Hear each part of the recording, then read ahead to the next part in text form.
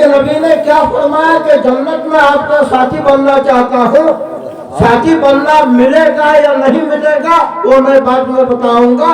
तो वो अंसारी सहाबी खड़े हुए, याद है आप लोगों को? हाँ जी, याद है? हाँ माशाअल्लाह, सब समझदार ज़हीन है सब। और पूछा अल्लाह के नबी सल्लल्लाहु अलैहि वसल्लम, सबसे बड़ा होशियार, सबसे ज्यादा समझदार कौन है? आप सल्लल्लाहु अलैहि वसल्लम ने फरमाया कि बड़ा ऊंचा सवाल किया है इस साथी ने। फरमाया सबसे बड़ा समझदार और सबसे ज्यादा होशियार, अक्सरुहुम ज़िक्रन लिल मौत, जो सबसे ज्यादा अपनी मौत को याद करने वाला है।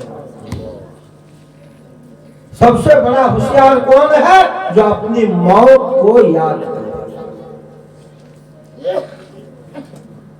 अच्छा, ये होशियारी और समझदारी की सर्टिफिकेट देने वाले कौन है? नबी पाक सल्लल्लाहु अलैहि वसल्लम। ये आखिरी सनद है। अल्लाह के नबी फरमा रहे हैं कि सबसे बड़ा समझदार वो है जो अपनी मौत को याद करे। इसको कोई बदल नहीं सकता है। वअक्सरुहुम इस्तिअदादन लिल मौत, और जो सबसे ज्यादा मौत की तैयारी में लगा रहे। बस ये है होशियार और ये है समझदार। अपनी मौत को याद करना। अच्छा, मौत को याद करने का मतलब आपके जहन में क्या आ रहा है? मौत को याद करना, मौत की तैयारी करना। मौत को याद करने का मतलब क्या है? तस्वीर लेकर बैठ जाए, मैं मरूंगा, मैं मरूंगा, मैं मरूंगा, मैं मरूंगा, मैं मरूंगा। रोजाना असर के बाद 300 मरतबा, फजर के बाद 300 मरतबा। ये मतलब है याद करने का। या मौत की तैयारी का क्या मतलब? कफन पहले ही फाड़ के रख ले, कब्र पहले ही खुदवा के रख ले, इसलिए कि कफन तो पहन नहीं है, कब्र में जाना ही है। ये मौत को याद करना और मौत की तैयारी करना, ये मतलब नहीं। मुसलमान का जो भी कदम उठे, मुसलमान जो भी काम करे, उसके जहन में ये रहे कि मैं ये जो कर रहा हूं इसके बारे में खुदा को जवाब देना पड़ेगा। ये जवाबदेही कब होगी? मरने के बाद। मुझे दुनिया छोड़कर जाना है, कब्र में सवाल जवाब होगा। कब्र की नेमतें, कब्र का अज़ाब, जब इंसान के जहन में मौत रहेगी तो सारी चीजें उसके जहन में आएंगी। कब्र में जाना, कब्र का सवाल और जवाब, कब्र की नेमतें, कब्र का अज़ाब, बेनमाजियों पर उन अज़दहों का मुसल्लत होना, और फिर क़यामत के दिन उठाया जाना, अल्लाह के सामने पेश होना, ये सारी बातें उस वक्त सामने आ जाए। मुसलमान इसी का नाम है। इस्लाम के माना ही है कि खुदा के सामने सर झुका देना, यानी खुदा के हुक्म को मान लेना, नबी के तरीके को, बताए हुए उसूलों को मान लेना, इसका नाम है मुसलमान। मुसलमान सिर्फ अरबी में नाम रखने से मुसलमान नहीं हो। आज बस इतना ही फर्क है कि हमारा नाम क्योंकि किसी आलिम को पूछकर, इमाम साहब को पूछकर नाम हम रखते हैं तो वह अरबी में नाम होता है और उनका नाम हिंदी में होता है। बस यही फर्क रख दिया, काम दोनों का एक है। नमाज वो भी नहीं पढ़ते, गैर मुस्लिम नमाज पढ़ते हैं ना, नमाज हम भी नहीं पढ़ते। एक ही हुआ या नहीं? आप कहेंगे हम तो जुमा पढ़ते हैं, बताऊंगा अभी। तो नमाज वो भी नहीं पढ़ते, नमाज हम भी नहीं पढ़ते, रोजा वो भी नहीं रखते, रोजा हम भी नहीं रखते। जो काम वो कर रहे हैं बस वही काम आज मुसलमान कर रहे हैं। अगर हकीकत में देखा जाए तो अल्लाह माफ करे, हिफाजत फरमाए, अल्लाह हमें सही समझ दे। हमारे हक में मुसलमान होने का फैसला करना मुश्किल हो जाएगा। बल्कि बहुत सारी चीजें, जिन चीजों का हुक्म इस्लाम ने हमें दिया था, आज उन्होंने अपनाया है और हमने उन चीजों को छोड़ दिया। बहुत सारी चीजें। तो आप सल्लल्लाहु अलैहि वसल्लम ने फरमाया, और ये सारी खराबियां क्यों? वही मैंने शुरू में जो बताया कि कौन की हवक मरा को कौन देखा जाए, ना मौत याद है और ना मौत की तैयारी है, और ना हमारे दिल में इस बात का एहसास है कि मरने के बाद खुदा के सामने मुंह दिखाना पड़ेगा, खुदा को खुदा के सामने खड़ा होना पड़ेगा ना। मौत को ऐसे वक्त में कहां से याद करेंगे? मय्यत को देखने जाने के बाद भी मौत याद नहीं आती है ना। अब देख लीजिए आजकल जो हमारे भाई बराबर जो दुनिया से जा रहे हैं, इन्ना लिल्लाह, वो तो माइक की आवाज सुनते ही समझ में आ जाता है। अजान का अलावा जब माइक ऑन होता है मस्जिद का, तो उसी वक्त तो समझ में आता है कि किसी का इंतकाल हुआ होगा। इन्ना लिल्लाह अगर याद है पढ़ लिया, बाकी और कुछ भी नहीं। मस्जिद को देखने के लिए जाते हैं, वहां भी आप देखिए इतना घटिया समाज और इतना नीच समाज शायद कहीं नहीं। हमारा जो समाज, किसी का इंतकाल हुआ, इंतकाल होते ही फौरन जो है पिंडा लग गया है या नहीं? अभी लोग पहुंचे नहीं जब तक जो है चाय बन गई। अब चाय की केतली लेकर घूम रहा है, तो नवाब साहब सब आएंगे तो उनको चाय पिलाना है ना। मेहमान आ रहे हैं इतनी तकलीफ उठा के। बास जगह तो देखा गया है चाय के साथ एक बच्चा बीड़ी भी तकसीम कर रहा है। जो लोग बीड़ी पीते हैं उनको बीड़ी भी दी जा रही है। चाय पिला रहे हैं, बीड़ी पिला रहे हैं। अब वो चाय पी करके कौन मरा है उसके बाप का क्या?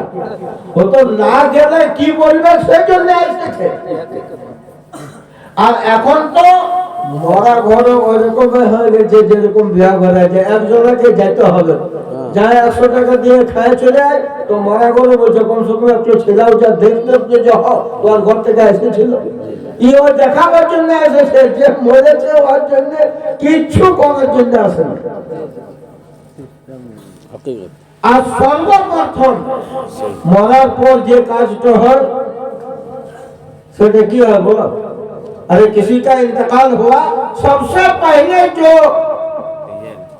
मॉडल जरा के बोले हमारा मोहल्ला जिनकी बात चलती है, जो चौधरी बने हुए हैं बस्ती के, सबसे पहले जमा हो जाते हैं।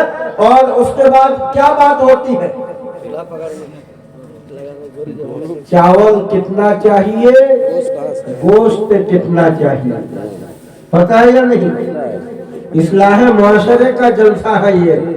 कयामत तक जलसे कराओ, मैं नहीं, मेरा बाप नहीं, और किसी को लेकर के आओ, रात भर जलसा सुनो।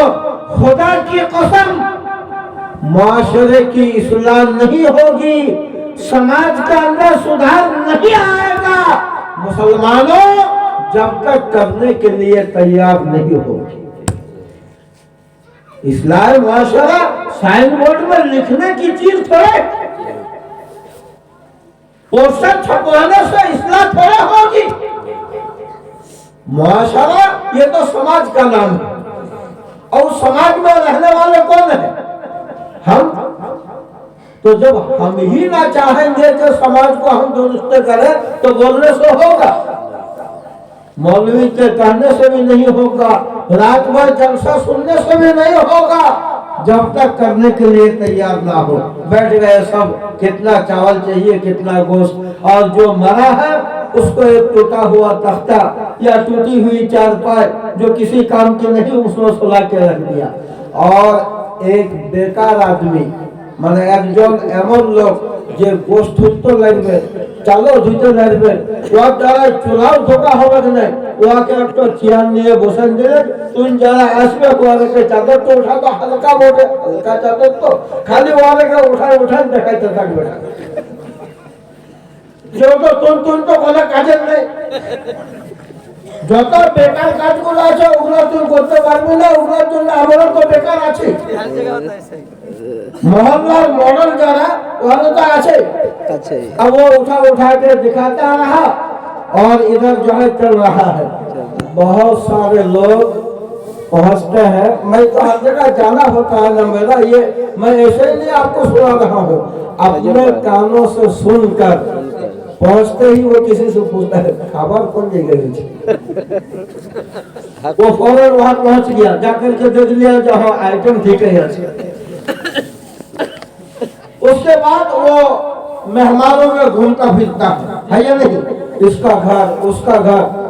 औरतों को तो मय्यत घर लेके जाना ही नहीं चाहिए, एकदम जो अपने हैं जहाँ जाए बगैर कोई चारा नहीं, वो अलग बात है।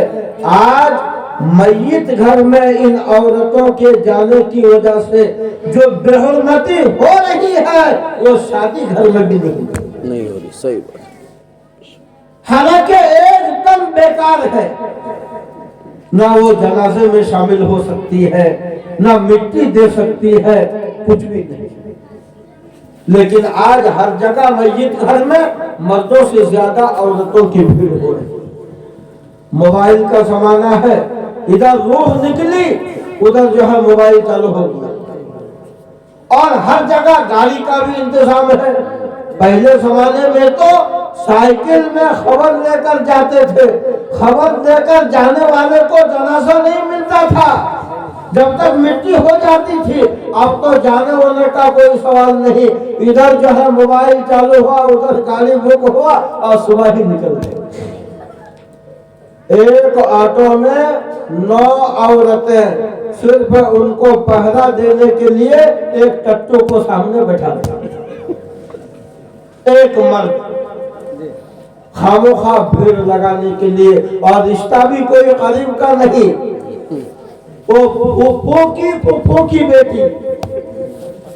बस उम्मीद है ना, कभी जिंदगी में इसको मालूम भी नहीं कि वहाँ कोई मेरी बहन है।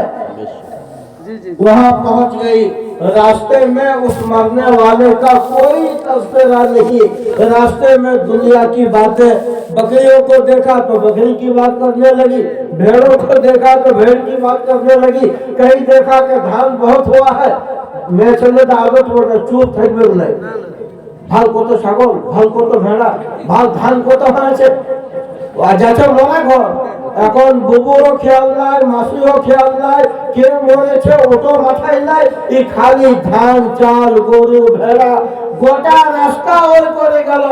আর দুয়ারটাকে যাইলে একদম, আমি মিথ্যা কথা বলি না, যদি কসম খায় তো হানি সর্ব নেই, দুয়ারটাকে যাইলে শুধু শাড়ি তো মুখে নিয়ে বুবুকে ঘুরে চলে গেল।